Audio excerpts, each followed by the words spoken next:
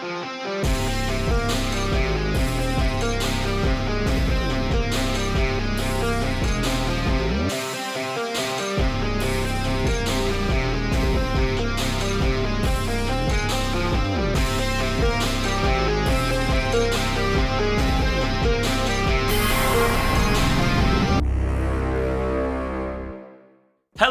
and welcome to the Skippy and Fanny Show's Torture Cinema!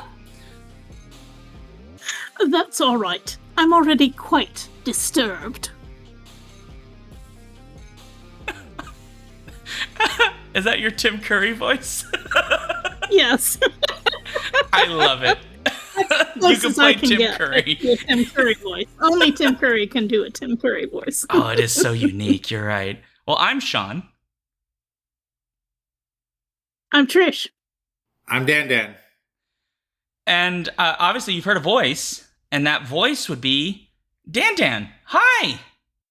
You're here! Hi! Thank you for inviting me. You've listened to every episode of this ridiculous show, and now you're on it not as like an author guest.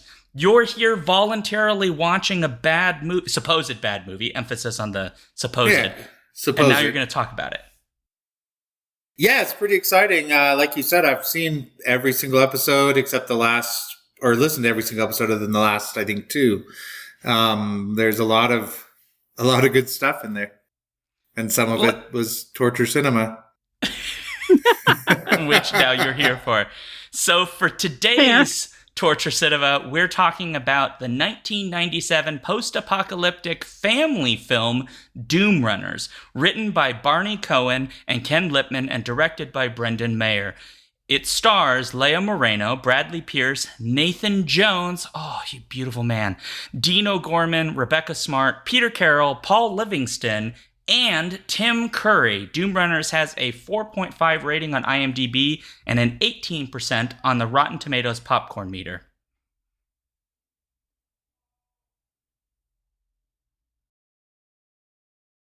That's you, Trish. You're next. Yes. Sorry. This film... Sorry. This film was selected by our Patreon supporters based on a poll of Australia's worst, a theme suggested by Daniel the Cultured, to break the cycle of Northern Hemisphere-centric summer themes.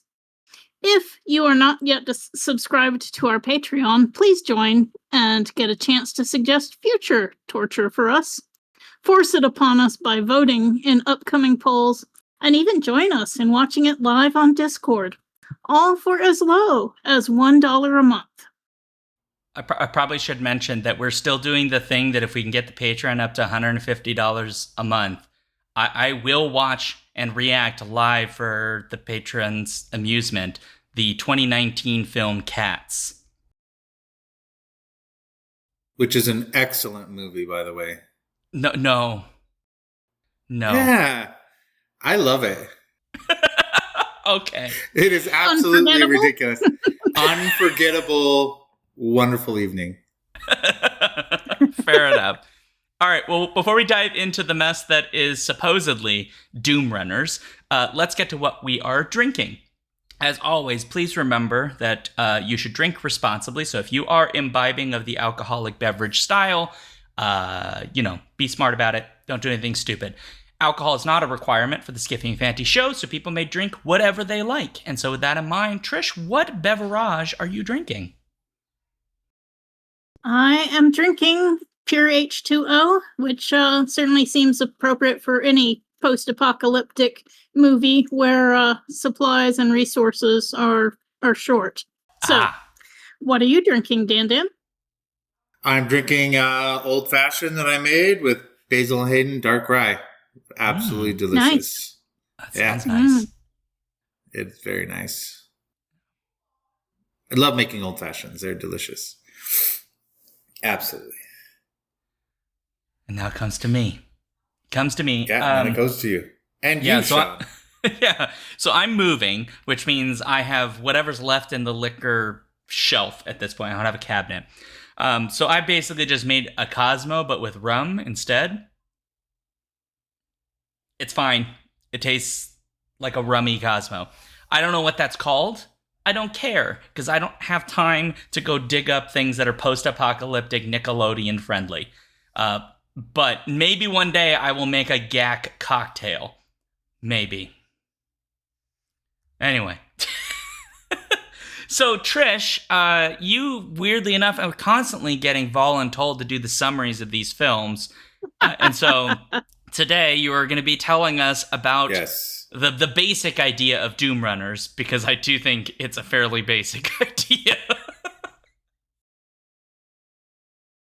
Okay, so Doom Runners, basic idea is that we are in some kind of post-apocalyptic situation where we start out in a sort of junk town, barter town, where people are living off the remains of civilization. And every once in a while, DTs come through. These are, I think that stands for Doom Troopers or something like that. And we have two kids and their grandfather who are, scraping out a living. The grandfather is dying, though, and he leaves a letter telling them to go find the oasis that their parents had escaped to before the evil overlord had taken over everything. And eventually these kids and another Junktown person go on a quest. Their friend, who was a veteran with their grandfather, and a guy who rides a motorcycle go on a quest to try and find this green paradise that they have been promised. And when they do that, they run into Tim Curry and his flunky and more Doom Troopers. DTs. Does that work for you? Oh, yeah. No, that's perfect. DTs. Yeah, DTs. Love it. Yeah, so this film is not complicated at all. I just want to note, it's not a very complicated film. The one thing I want to say, though, is the opening monologue repeatedly makes reference to the corporations destroying the whole planet, which to me was so amusing because this thing is made by a massive media corporation who has a long history of people under its care doing evil things to children. So it's a little rich. Yes. Well, it's made in part by Nickelodeon and Showtime, right? Right. And it was a Nickelodeon show from the 90s. Yeah. And a Nickelodeon show in the 90s that had no feed in it. So that was a plus. That's true. That is true. Yeah, it is a very curious thing. I mean, they're the nondescript corporations, right? They're just the corporations, right? They could be anybody for all we know. The oil corporations, it could be Disney, right? Whoever it was that destroyed the earth, they're just the corporation, which I found just overall really, really fun because on the one hand, this is super prescient, this film, being like, the corporation has destroyed the entire world and we're trying to live. And it's like, oh, it feels like today in real time. But also at the same time, it's like, but they can't get specific because this is for kids and they can't be radicalizing children into like little socialists, which could be where this goes. And like, I was actually pretty surprised that like it, as much as the opening narration started with all this stuff about corporations, there was no real callback to that. Like the Doom Troopers, I assume were part of a corporation, but there's like no corporation. They're just Tim Curry leading a bunch of bad guys. So like normally when you have that like 10-minute startup of how bad the corporations are, you expect some tank girl business going on where then the corporations are a major plot point. And it's just like, nope, they're all dead. Yeah. Well, my headcanon for that is that, the tech bros and CEOs always think that once the corporations take over, it'll be, their control forever. But in fact, once you break the system, I think things are just going to deteriorate down to the point where you have warlords and the tech bros are all going to get eaten or something. So Tim I'm Curry okay took care with of the him. corporations being in the opening monologue only, and then going down in flames with the rest of the world.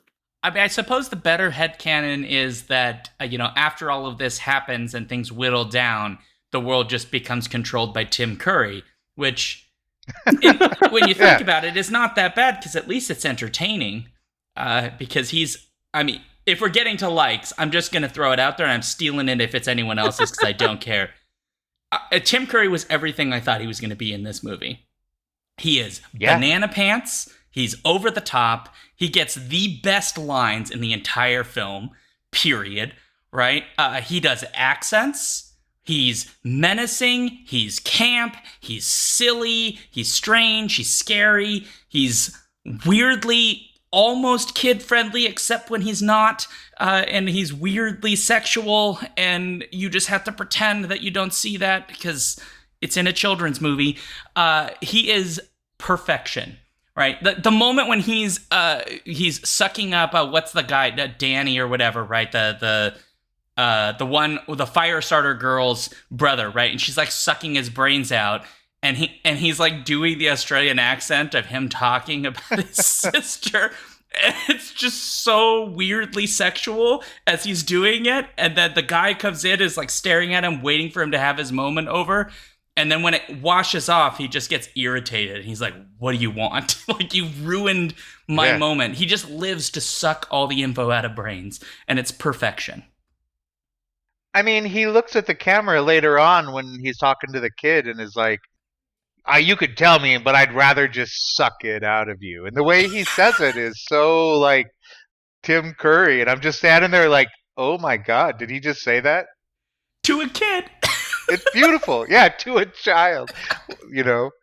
Like, wow. He knows evil. I mean, it is, right? It's so evil what he's doing, but it's also like, in chat, I see Paul has said he's weirdly compelling, and I'm like, yes, you kind of want more. You want them to be like, we need the sequel of Tim Curry, like, as the weird half melted guy sucking more brains out, because it's alluring. You want him to just chew more scenery. He's just such a perfect casting choice. And I'm glad that he was at a point in his career where, like, they probably didn't pay him very much for this, because it's Nickelodeon, to be honest, their first feature film that aired on Nickelodeon. But they somehow got him to do it. And wow, what a choice. Yeah. Like, you couldn't have, there's no other person you could have picked for this role to have made it as good, period. That this is the only, there are two perfect castings in this. One is Nathan Jones, who I'll probably come back to later, and one is Tim Curry. No, not Jeremy Irons, Paul. No. He can only be in Dungeons and Dragons. Tim Curry said that what sold him on the script is it was Mad Max for kids. It's the only thing I could find that he said about the movie, and he's like, it's Mad Max for kids. And I was thinking, if I was an actor, and if somebody said that to me, I'd be like, I'll do that. And to his credit, Tim Curry feels like he's a lot like Nick Cage, where he does whatever people throw at him. It almost feels like, and does it well. He just seems like he has fun. Like, acting to him is joy, because he just gets to do the slimiest, strangest, weirdest, most bizarre characters, and nobody stops and thinks, oh no, Tim Curry's just gone too far this time. Everyone's just like, oh, we could have had more. Yeah. So, all right, I've done my like. I'm getting it out. I'm sorry if I took it from anyone, but I had to because it's perfect. So, Tim Curry is a perfect like. I will have this go to DanDan next, because Trish, I will have us be a sandwich. Yep. A Skiffy sandwich, if that's okay. That's fine. So, DanDan, you're the ice cream filling. Oh, all right. Well, so what's your like? I actually really, really loved the props in this movie. Like, from the fact that the main bad guys in the Doom Patrol were wearing like Farscape leftover uniforms, like the Peacekeeper uniforms. Like, it's the exact same outfit, to the hoverboards that actually didn't look that bad. Like, they were kind of fun, the sailboard hoverboards. Like, all of the props in this movie, I felt were like just the B movie level of the 90s while still being like pretty good quality. Like, I thought they did a really good job. The little flying, hovering and they were skateboard having things. fun with it too. Yeah. You didn't need hover surfboard things. You could have just had them all on motorcycles and it would have made absolutely no difference to the plot. But they were cute little hover surfboard things. And, you know, they obviously someone had fun designing them. And, you know, you had a cute little music montage with them all sailing along. So, sure, yeah, I totally agree with you. Fun props. Didn't spend 2 cents on them, but they were fun. But you didn't spend a lot of money on them. It's very clear the budget was not very big, but weirdly they don't feel that cheap. If that makes sense. Like the little hoverboards, like it's meant to be things they kind of built in their like secret little lair inside the town. Yeah. So they kind of feel like they're held together by duct tape. Mm-hmm. Yeah. But you're right. That the setup with the plot worked very well with the level of props that they were doing. Yeah. Yeah. It actually reminded me, I don't know if either of you ever watched it, but there was a TV show called The Tribe or The Tribes that was British at the time that was about kids in a post-apocalyptic world. That was it's obviously just a bunch of kids dressed up in like some of them like punks and some of them like Nazis and some of them like just different things. And they're obviously just filming on like the first empty street they can find with whatever happens to be lying there. But it feels like the props feel like they belong in the 90s and like of what they're doing, which is nice. I like how you said the phrase, it was British at the time. Did it stop being British? Yeah. Because it became cool. Like once something becomes cool, it can't be British anymore. Oh my God. We're going to get so much hate mail. I'm joking. I apologize. I'm joking. You could send your hate mail to DanDan@gmail.com. I don't know if that's not your real email, but still, send it there. On Blue Sky, they can yell at me. I apologize. You made a bad joke about the British. Like, well, I mean, what are they going to say to you? Honestly. Well, Trish, it's your turn. Finish the sandwich. Okay. I actually quite liked the character arc for Firestarter Girl. And I'll just go ahead and say I don't remember anybody's names from this movie. But Firestarter Girl was, you know, the best friend of a sister girl, a granddaughter girl.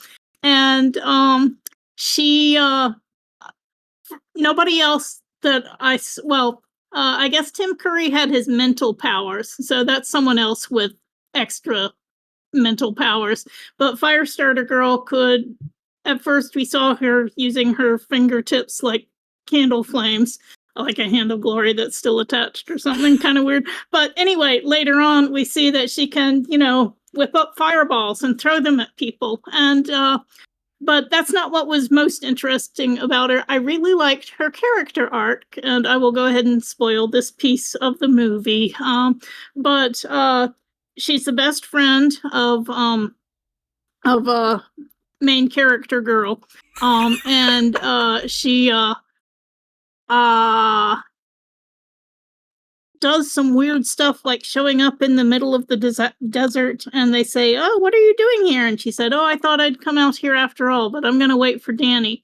And it turns out that she is selling out her best friend to Tim Curry in order to save her brother Danny, which is a choice, not a great one, but a reasonable one. But later on, when she figures out that Danny's not coming back from his sojourn with Tim Curry, she instantly flips and goes back to trying to help her best friend. And best friend forgives her. And it's just very nice. I really liked, it's not super deep, but it was really well executed. And I just liked the flow of it. I liked, that she wasn't irredeemable. She made a hard choice, and then she had the sense to realize that it was a bad choice. And I just liked that whole thing. I liked how it went.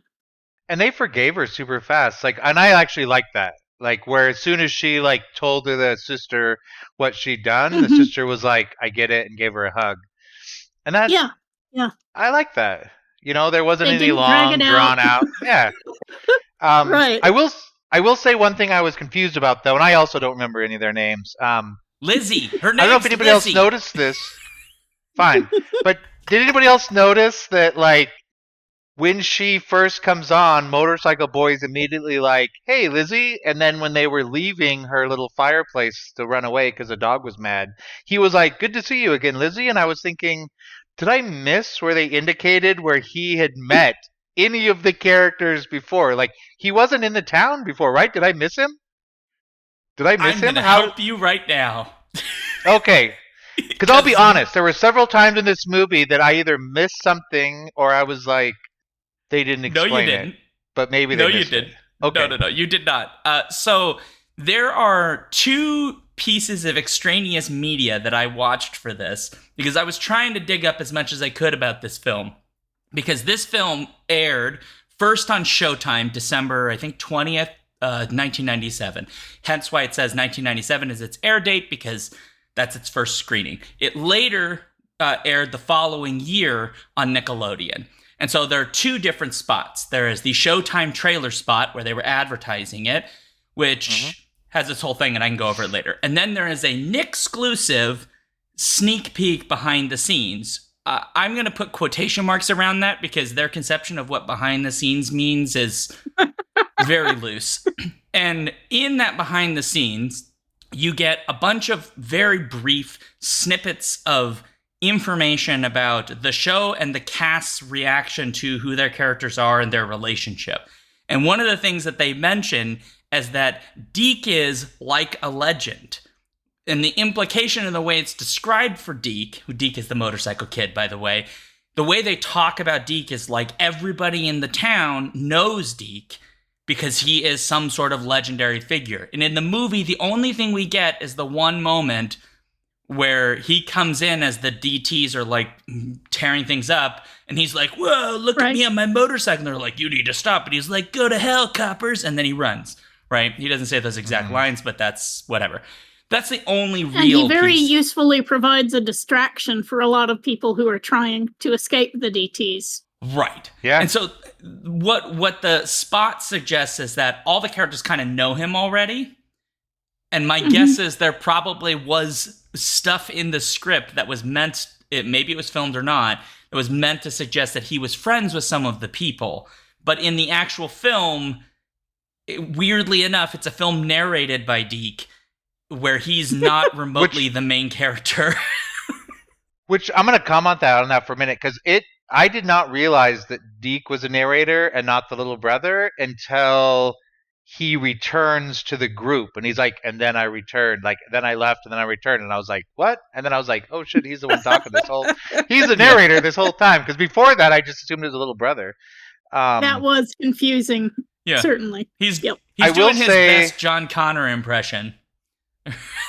I will say that I had assumed that it was because she was famous, because she obviously wheeled and dealed and did a lot of trading and was obviously kind of like the town capitalist. So I assumed that like he'd done some business with her in the past because she bought and sold everything. Well, look, if I can get my hands on the full script, I'll let you know. Because I may just email somebody cold out of the blue and ask questions, because apparently if I talk to people about semi-obscure films in emails, they will send me stuff. It just happened now for one other film where I got like parts of the music from the score that has never been released. So I'm sending an email. Cool. I'm sending an email. Nice. And I guarantee you that the kid who was the like little monkey boy from Jumanji, who's in this, who plays, I believe, Adam, he'll probably respond. Is he the little brother? Yeah, he's the little brother. Yeah, All Jumanji's before So- this, so he's grown up a little bit. Oh, yeah. Trish, you mentioned they had superpowers, and you bring up Adam. Was his superpower just being smart? Because we have at least two people with kind of superpowers, but he, like, immediately knows what's poisonous. He, like, just seems to have knowledge way beyond, which was common in a kids movie, I guess, or a preteen movie, but he just seemed unnaturally gifted in that regard. Yeah, they mentioned a couple of times that he had asthma, and they were worried whether he could, make it through the wilderness. So maybe he just studied a lot more than other people from, the lore of everything. But he was the one who could talk to the upgraded dog. And nobody else, could communicate with the dog other than, normal person communicating with dog. So he had that, whether that was enhanced mental powers or enhanced inventing powers. I don't know, but yeah, I guess you could say he had some kind of special ability too. Yeah. I agree, because they tried to set it up as coming from the grandfather, but like the one time we see the grandfather teach him something, he's like, I can't get this to work, and his grandfather's like, have you shook it? And so he shakes it, and it starts working, and I'm like, if that's the level of training he's getting from grandpa, like, obviously it's coming from somewhere else. Right. Well, like, that's the thing too, right? Because later on, we see like a town of old. Most of the characters in this are young people, and later we get that town that has all the older people, and they're all like kind of Looney Tunes, right? And presumably because all of their brains have been mind sucked by Tim Curry, Dr. Kiyo. Yeah, that was what I thought was wrong with them. Yeah, because the one guy, right, who used to know their parents, he basically tells us that he sucked almost everything out of his brain.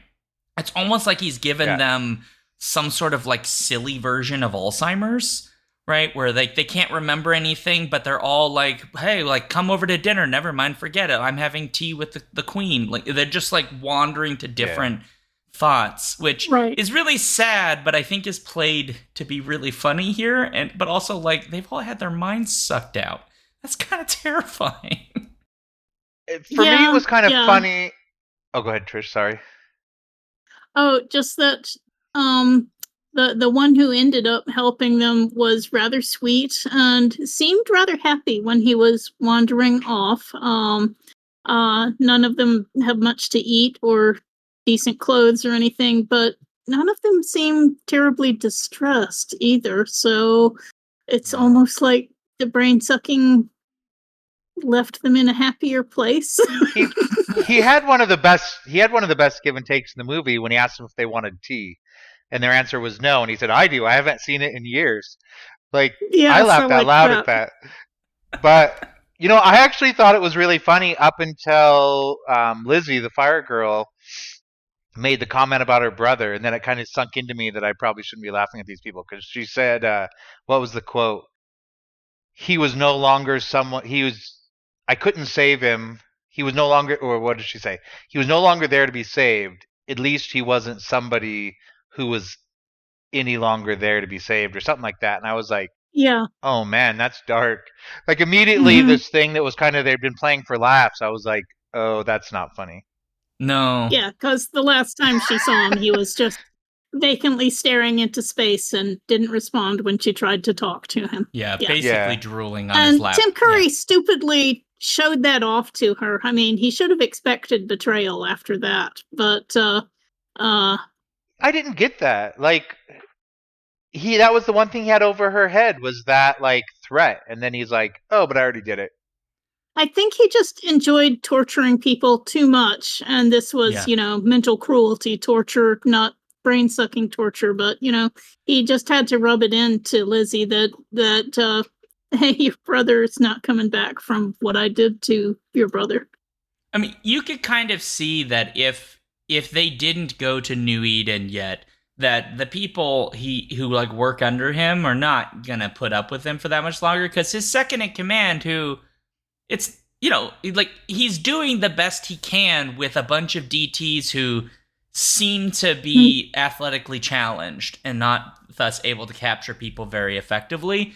And immediately Tim Curry's character is like, oh, I'm gonna like take your brain and like, I'll do your family and all of this stuff. And it's like, the more you threaten the people that work immediately under you who can hit you over the head with a large object, the more they're going to think about, how do I get out of this situation?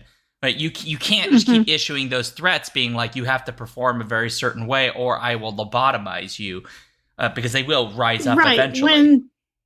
When the punishment for every infraction is brain sucking, then you may as well go ahead and rebel instead of just, waiting to get lobotomized because the tea you brought was too cold or something like that. Yeah. And then it again, was implied that it wasn't even necessarily just punishment, because he tells his second in command towards the end of the movie, like when I draw lots or whatever, your number might be next. And I was thinking, yeah, if he's just like randomly drawing me and my coworkers to suck our brains, it might be time to rethink my the hierarchy here. Right. If it's just that he has to get his brain sucking fix every so often, your number is going to come up sooner or later. Yeah. I'm just going to say, if I was his henchman, I'm not throwing a gun at Superman for him. Like, I'm just going to run away, because that ain't happening. It certainly suggests, the film doesn't want to land this point because it's just more interested in like the adventure for the kids, which fair enough. But it almost feels like at the end of this, the fact that there is a new Eden that is demonstrably better than the world that all the DTs are also living in. You would think that like, oh, wait a minute. You mean we could have a world without a brain-sucking higher leader and where we could sit on the beach and chill and enjoy weird coconuts and those kinds of things? Like, you could see the moment at which like, oh, no, we need to get over there too because this sucks. This is horrible.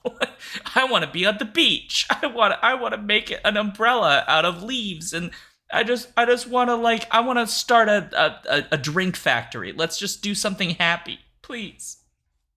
And if this is somebody's dislike, I don't mean to ruin it, but they're obviously going to find it, right? Like, they left the door open on both sides, which happens. It closed. It closed? Yeah, so it closed. After they ran through?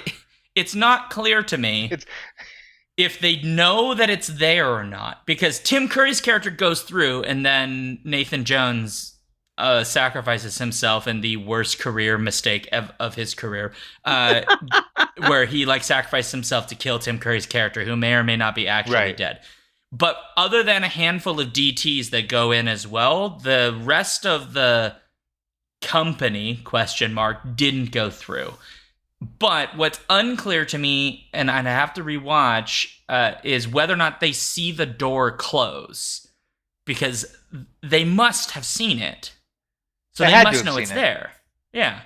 Well, they know that they're looking for it, because the one Doom Trooper, when he runs in and the kids are running down it, he yells to the other Doom Troopers, they found the door to the tunnels, which tells me they knew there were a door to tunnels. Which why they weren't just tearing down walls at that point. I don't know, but to yell it out means they know to look. Well, now they know the room. You think it's a matter of time. And with the way gas works in that, you could just start tearing down walls because the gas doesn't move between rooms. It's fixed. Who released the gas? Did I miss that part just completely? They're booby traps set by the people. I assumed it was automatic. Left. Yeah. It was left by the people who made the tunnels or whatever. A trap, Shaun said. Oh. Yeah. I must have missed the trap going off, because I seen the guy fall, the big giant guy, and then he's they're helping him up and doing everything, and then Tim Curry has his entrance, which was badass, and then of course he grabs him and drags him in, and suddenly the gas was just there, and I actually rewound it a couple times trying to find the place where they're this is how the gas got there, because I was like, how the F is there gas suddenly in his tunnels? Well, so the way the gas works, and I suppose this is, it's not really my dislike, but we're getting to dislikes, so screw it. I'm sorry. If I ruined somebody's dislike, I apologize. This is totally fine. No ruining. Because we're not even close to my dislike yet, so. The gas works basically as, it's they're like booby traps that have been set, but the gas doesn't disperse because physics doesn't matter, apparently. And so it stays in these pockets, and if you go into these pockets, it kills you. it's not terribly effective gas because you can see it, so you know not to go down a tunnel where there's visible gas. But that's It even lights up the tunnel. Yeah, it even lights up the tunnel, Kind like of, yeah. glows, like Yeah. it's weird dark light neon gas, right? It's like weird firefly farts is what they're going through. And so that's how it works, but the problem is like as a booby trap, it's only useful if you have a Nathan Jones to drag somebody into the gas. Otherwise, you just know to not go that direction. It just feels like one of those things where like they wrote it in the script and they went, we don't have the budget for this. So we just have to like make the cheap version. Before we get away totally from Nathan Jones, I do want to say I liked that character, I love him so much. the veteran who Vike. you know had served with the grandfather, and Yeah. he was pretty cool. I liked that actually he was mute, so we had two types of disability representation in this movie. But as Shaun pointed out fairly early in the movie, this character was doomed, and that's kind of sad. Yeah. I will say when he first came out, I was kind of, they're doing the giant guys, the mute guy like trope type thing, and I was a little disappointed because I was thinking, that's not my favorite. But then they really incorporated sign language and like a bunch of other things that made me actually start to be like, okay, I can get behind this. Fun. Okay, so we have to talk about Nathan Jones, and then we have to go to dislikes. Okay, so yeah. I don't know how much people know about the name Nathan Jones. So he is probably most famous for his wrestling career. I say probably because I think depending on where you experienced him, it might also be films.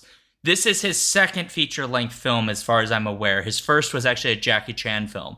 And the thing with Nathan Jones is, because of his size, and because especially after he started his pro wrestling career, which is right after this movie, he gets very big and muscular. Where he's like a little soft, if you get my drift, right? He's a little squishy, right? A huggable. He's big, but he's not quite buff, right? Yeah. Andre the Giant. Yeah, like Andre the Giant, right? He's like a gentle versus giant like a character. John Cena or The Rock. Yeah. Yeah, and the thing with his career, though, is the stuff that he's mostly known for playing is playing very loud, very muscular, very roided out type, brutal characters. So most people probably know him now as Rictus Erectus in the Mad Max Fury Road film, right? He's that big, tall, muscular guy who has a handful of lines, but he's mostly there to just go and like fight people and throw people around. He was in Tom Yum-Goong, which is one of Tony Ya's martial arts films, where he and a couple of other very large men literally throw an elephant, like a baby elephant, but like they pick up an elephant and like chuck it, right? And not like I want to be clear, no actual elephant was thrown. Right, like it was a dummy of an CGI elephant. No, it was like a dummy of a giant elephant doll or whatever. Okay. But, right, in the story world, right, they throw an elephant, if that makes sense. Right. He's in Troy, and he is literally the first character that Achilles kills. Because he's like this big, and like he's worth all the thing, and Achilles just like kills him with one hit.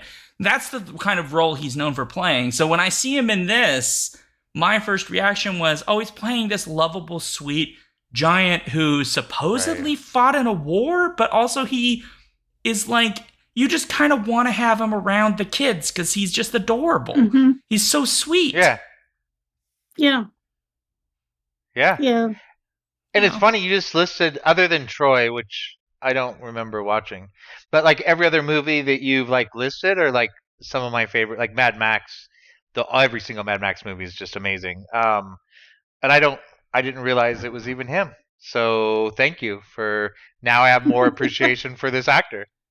He's actually not, he's not known for being a great actor, but he's very good at playing to his strengths. And I really wish Hollywood would cast him in more sweet roles, like where he's not, like he's big and he's muscular, but he's not just there to kill people. He's like, what was the movie? Was it The Pacifier, where Vin Diesel tried to like take a turn at being a family guy, and he was like some secret agent, muscular, secret nature babysitter character? I kind of want Nathan Jones to do that, where he's just this 7-foot tall, muscular man who like takes care of babies. That's what I want, or puppies, if you like, or kittens. Oh my god, could you imagine him surrounded by kittens? Oh, I don't like kittens, so I'm just joking. I'm just saying a lot of stuff to get a lot of anger and hate now.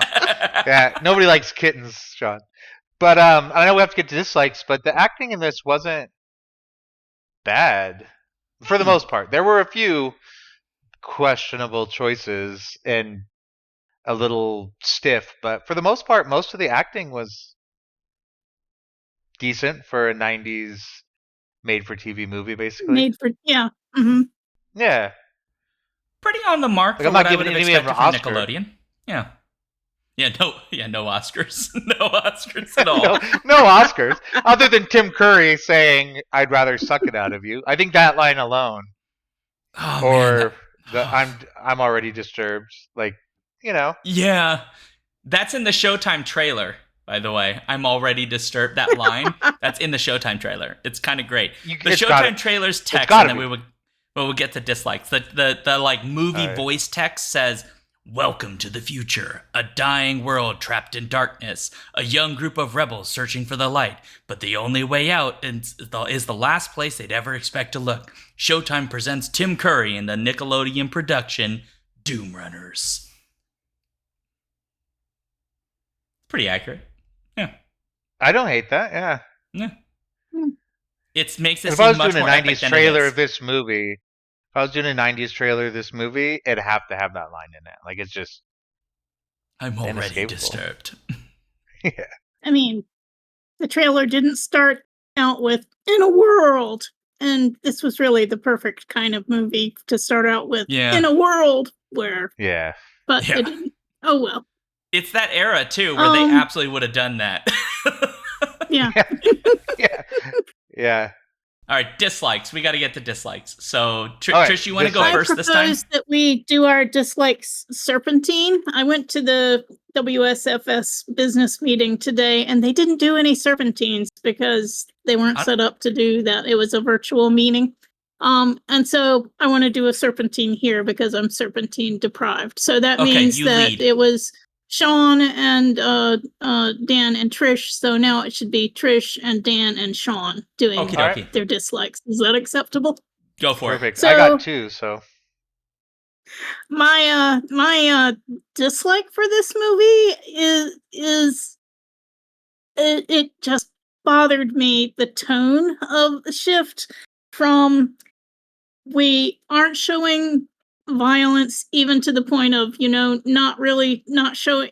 We hear a fight that's happening in a cave and don't even see the punches thrown, and we get a very chaste, almost didn't happen, leaning forward letter A kiss in between the biker and the sister.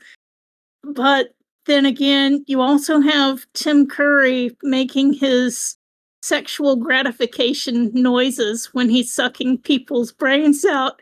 And I thought that was pretty disturbing. He's getting off, that's for sure. Nickelodeon movie that little kids are watching. I thought that was pretty squicky, and it's hard to say, no, Tim Curry, you can't do that. And it would, lose part of the Tim Curry-ness of it. Yeah. But then again, he didn't make any gratified sexual noises in Clue either, and he was great in Clue. So I kind of feel like they could have avoided that bit and made it just a little more family friendly. It's just a little creepy in this movie. Yeah. But honestly, that's the worst thing I can say about this movie. and they do avoid a lot of violence, right? Like when she, this, one of the things we didn't mention this, but when she gets kidnapped and then rescues, not only rescues herself, but then rescues them, like she swings down and kicks those guys, but then most of the violence is kind of off scene, or it gets super dark for like 20 minutes and I can't see shit. Like, so there's like this, the violence is very undertoned. Even the punk bleach blonde guys that are there.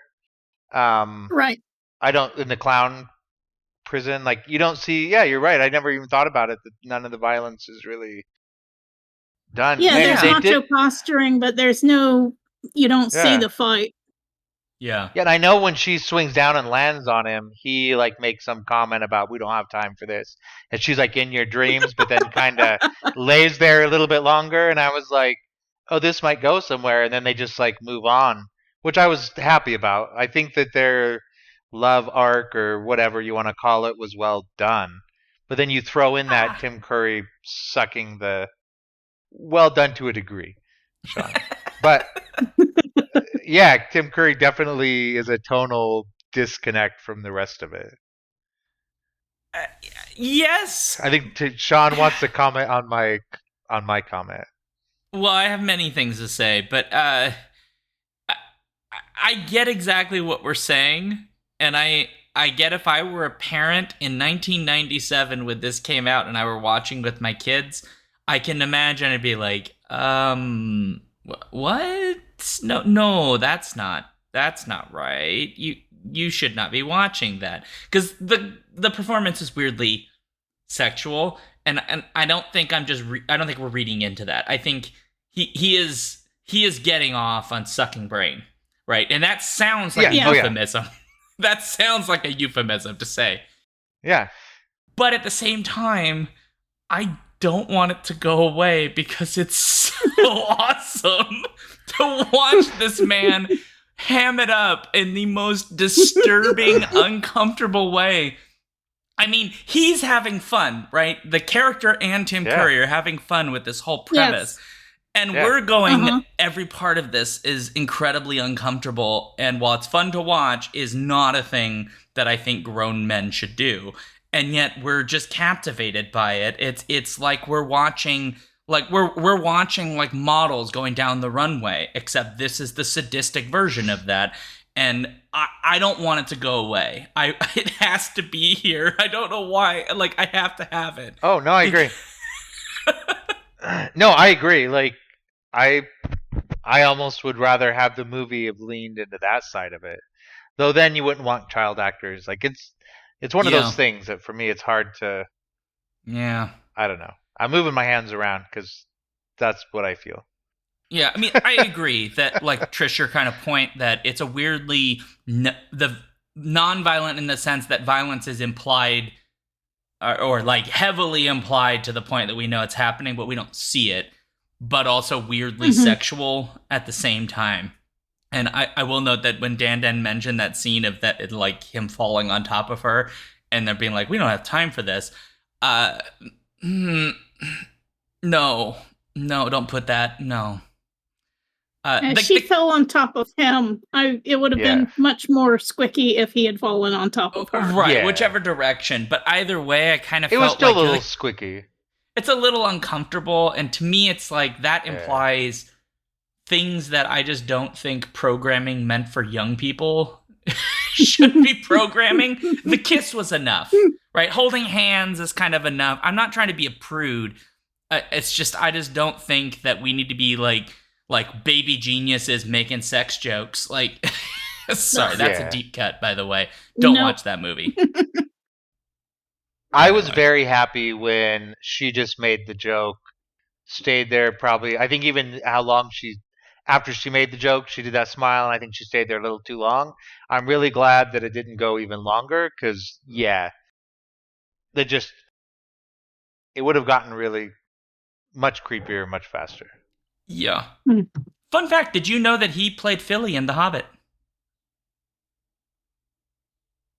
I don't know who Philly is. He's one of the dwarves. Oh, nice. Oh, Feely. Sorry, I think... Feely. Yeah, sure. Mm-hmm. Anyway. The motorcycle guy? That name. Motorcycle boy did? Yeah. Oh, yeah, I can see that now that you mention it. He's a New Zealand actor. Wow. She looked familiar too, but I didn't look her up. I was looking up other stuff. Yeah, Leia Moreno, who played Jada. I did like how the brother and sister looked like actual brother and sister because they both had dark hair and strong eyebrows. Yeah. Very similar. Yeah. I agree. And they seemed to genuinely care about each other. Like, their chemistry was all right. It was nice. There was good chemistry in this movie all around. Yeah. Yeah. They must have cast for a bunch of people that liked hanging out, because that they did seem to get along really well. Yeah. So, all right. I think we have to get to Dan, your dislike. Yep. Go. So mine was actually pretty. I have two, but the one that really bothered me was that stupid headpiece the dog had to wear for the entire movie. Like, that looked so uncomfortable, and I was just the whole time I'm thinking, that poor freaking dog. Like, it was like this thing was strapped to its head, and the light would blink when it would bark. And I was just thinking, I'd be barking all the time too, man, if you strapped that crap to my face. Like, bro, I thought we were friends. Like, what are you doing here? And he was invisible. Like, the dog literally ran up around the Dark Troopers or the Doom Troopers several times, including at the end when he dropped that thing there. They pick it up right next to the dog, and they just walk away, and the dog's just standing there with that ugly thing on his head. And I'm thinking, it must make him invisible. Like, I don't know what else it did other than annoy the dog. Well, it was the transmitter of the dog's thoughts, so that what's his name, Adam, could understand them. Understand him. Yes. Well, I guess the more primitive version of the collar in Up that let the the blinking colors on in Up where the dogs communicated. But why is the dog weirdly invisible? Yeah. It really bothered me. Literally, he drops that piece of technology right next to them because it was part of the plot. They bend over. The one guy bends over, picks it up. The two Doom Troopers talk, and I couldn't hear what they said. And they just go back into their evil fortress. But they leave the door open. These are just the worst guards. Yeah. These are worse than Imperial stormtroopers. The guards were terrible. Not good. I get the impression that Tim Curry's Dr. Kiyo has been lightly sucking brain for a while. He's probably eaten up the best and brightest of his former DTs until just the dregs are left. Yep. Maybe it necessarily isn't the dog's invisible, but maybe they just don't see things. Because earlier on, remember when they shoot the arrow through the doors? When they have to get across the exploding field or whatever? They show the arrow go through the door and catch, and then they show the Doom Troopers open and close it again without even noticing an arrow shooting at them through the door and this big wire. I'm like, wow. Maybe they just don't. Maybe they got stormtrooper glasses on. I mean, it must be. Let's be real. Almost none of this world makes any sense. The corporations have done something to the world. It's just it's become one of the most bizarre places. Even the idea that you could have a field that explodes, but there's a doorway you can go through. But if you step to either side of the doorway, those parts will go pew up with gas. Yeah. I don't understand how that. No part of that made. I mean, it felt like a video game scene, kind of we were just very seeing much something. Did. Yeah. And why they have to follow some specific path? Why can't they just go around it?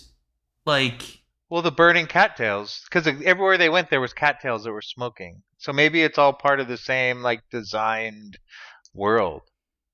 Maybe, yeah. Badly designed, but designed. I mean, yeah, it's a lot of things just don't make a whole lot of sense. I mean, just the fact that at the end, it's very clear that the bad guys know that there were secret tunnels, and they just didn't know where they were. And it's why are you bothering these town folk?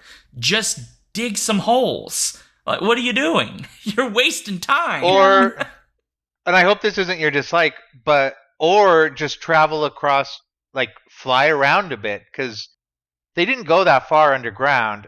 And then they come out, and it's not only a jungle, but an ocean. And I'm thinking, that's less than a mile from your base. How did you not, even just take a walk one day and just be look. Someone in chat on Monday night suggested that it was actually a portal to another world or another dimension. Oh, that makes more sense.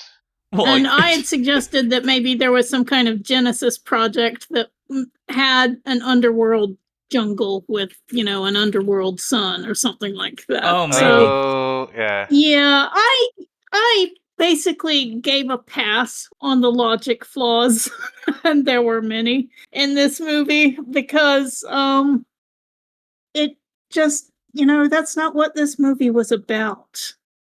Agreed. It wasn't pretending to be a logical movie. This was a kids movie, and It was fun. Maybe the logical gaps are Shaun's big problem with this movie. Why don't we hear what Shaun's dislike is? I mean, they kind of are, yeah. So I was in, like, from the way the world was set up, I was kind of fine with the whole, like, shorthand, like, the corporations ruined the world. I was kind of like, fine. That's fine. I get we can't, like, be super mega political and get specific with any of this, and just, like, that's our backdrop. It's so, like, generic that it doesn't necessarily apply to anything real unless you read into it. I was fine with that. I was fine with the little town, which the scale of which doesn't quite make sense. I was kind of fine with that too, because I was like, budget, fine. I was fine with the bad guys. But the thing that really broke me was just thinking about how this entire plot works. Because it, like, distance doesn't seem to mean anything. Because the DTs are constantly showing up to this town all the time, enough that they can harass this populace enough that they know who they are, right? It's not like a once in a blue moon occurrence. So that means that the base is not that far away. But yet they go on this harrowing journey, which supposedly takes forever, or like a long enough time that it's potentially going to kill them. And so where did they go that they could? But they've got their little skateboard floaty, the kite machines, so they don't need to walk, right? So they're expending less energy just doing that. And then at the end, right, they finally get back to the bad guy place, which is where it led them to in the first place, but yet they only went 13 feet away from their previous home to do that. And then this whole time, there's this secret island land or whatever that takes like 3 minutes to get to by underground tunnel, which has no explanation for how that works. So for me, it's just kind of, I got to the end and I was like, okay, well, at this point, I need more than just the story stops and you just hang out on the beach, right, with some monologue. I need something, like maybe there's a secret underground resistance and like we're gonna fight back and like hint at a sequel, or I need some sense of like, why did nobody find this here? Like, is it a portal? Okay, fine. You're not gonna give me an explanation, but at least I have that, right? I know it's not the same Earth, but this isn't. From what I can tell, it's the same Earth. So how did Tim Curry's character not know that it was there? Makes no sense to me. And it just broke it. I just can't. I need more logic. Like 3 points. More logic. And I know Paul's saying in chat it's portal, but there's no evidence in the story that it's a portal. Right. So I do think that the reason it took so long, because I was trying to figure that out, is with their little kids running in a dark tunnel you can't see and outrun their little four-wheelers. So like their four-wheelers obviously don't move that fast. So what I assumed was like the first place they were looking to go was north, like let's say north, right? And they had to walk all the way, 10 days or 5 days or whatever to get to that first point that then tells them it's hidden on the island. So it's more of a triangle, right? So like if the enemy base is to the west, they walk north for so long, well then they have to walk back down south to get to where not far from where they were. So it's kind of a triangle. Does that make sense? That's what I was thinking. Because then why would you make a map like that? Just be like, hey, just go to the enemy base thing, go to this spot, and like boop, boop, boop on the door, and it opens. And just don't let them in. Why does anybody make weird map journeys? Like, you make those things so people can't find it. But they would find it. Somebody, someday. Well, I mean, Simply going around my base. Tim Curry simply sending a Doom Trooper around his base for a couple years with a pickaxe would have solved this whole thing. You're correct, yeah. Dig a bunch of holes. Dig me some holes. Or Yeah, I'll dig me suck some your holes. brains. Yep. Somebody else ride the four-wheelers around the base. Yeah. That would have worked. Yeah. Yeah. The corporations didn't leave the best and the brightest. Well, in charge that's of the also Doom true of our world, so... Yeah, that is 100% true. So in that respect, it's a very accurate story. Yes. Well, I think we've done it. We've done a show. Yep. Me too. That was. So I guess that means that it's time for us to give our grades on this movie. So final thought, I do very not want quick to go grade. first. And so I guess we'll flip around and serpentine the opposite direction, and I'll go first. This film was fine. Okay. It's fine. Like, it was fun. It's a little silly. It doesn't make a lot of sense. It's for kids. It's Nickelodeon. And so it has all of the things you'd expect of programming meant for a Nickelodeon audience.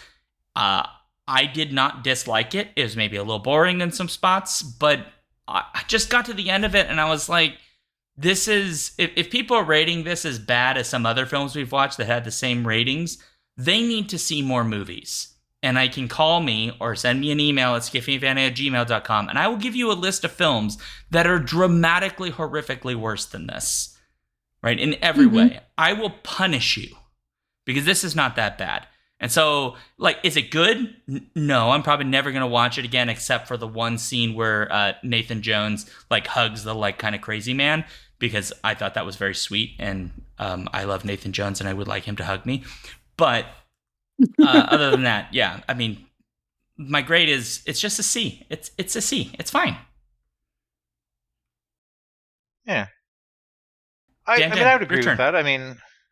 I would agree with that. I mean, it's nothing egregious. Got kids in my life, including my daughter, and I watch a lot of kids and early kids movies. Like, it's basically par on course for all of that, and there was some actual funny stuff where, like, the kid spends that whole time in the clown jail trying to unlock the lock, and Nathan Jones just bends the bars in the back and they get out. Like I love that. Like, scene. I like yeah, that.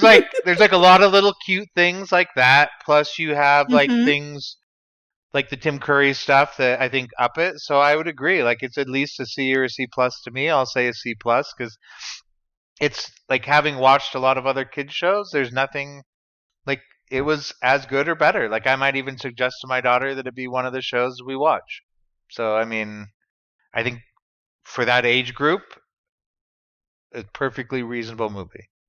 I've seen much, much worse. Me too. So, C plus. Yep. All right, Trish, for you. Well, I too have seen many, many worse movies, much worse movies than this. There was nothing in this movie that made me angry, and I've certainly seen some movies that made me actively angry. Yeah. It did squick me out a little bit in a couple of places, but and yes, there were the logic gaps too. But there were a lot of little cute moments that I liked too. So, it is certainly a perfectly adequate laundry folding movie. You've got you've got your chores and you have this on. I don't feel any need to rewatch it. But it's not bad. It certainly was not torturous to watch. I think I can't remember ever just giving a straight C to a movie, but I think that's what I'm going to go with here. Yeah. But maybe Tim Curry elevates it to a C plus. Do it. Just do it. It's hard. Just do it. You know what? Screw it. I'll change my grade to a C plus if you do it. Okay, C plus. Done. We're unanimous. We are unanimous. I mean, it is not. Right. It's not as good as like Hell Came to Frogtown, but it's good. But also, like, Tim Curry is kind of like brilliant in this. So yeah, I agree. Yeah. All right, so we come to an average of a C plus according to Paul Math in chat. Thank you very much, Paul. So folks, that is the show. So we're going to start our closeout. If you'd like to let us know what you thought, if you've seen this this episode or the film we watched, send us an email, skiffyandfanty@gmail.com. You can contact us for other things too. Contact us for other things. I need to learn how to talk. You can join our Discord as well. So if you're a patron supporter, you can also talk to us in there. We have a show discussion channel. You can find this show on all of the various places, which includes Blue Sky, Threads, Mastodon, YouTube, all kinds of stuff at skiffyandfanty.com/skiffythings. And then please remember that we record pretty much every episode live on Twitch at twitch.tv/alphabetstreams, Fridays at 7 p.m. Central. So if you'd like to see us do it live and chat with us as we make the show, you can do that.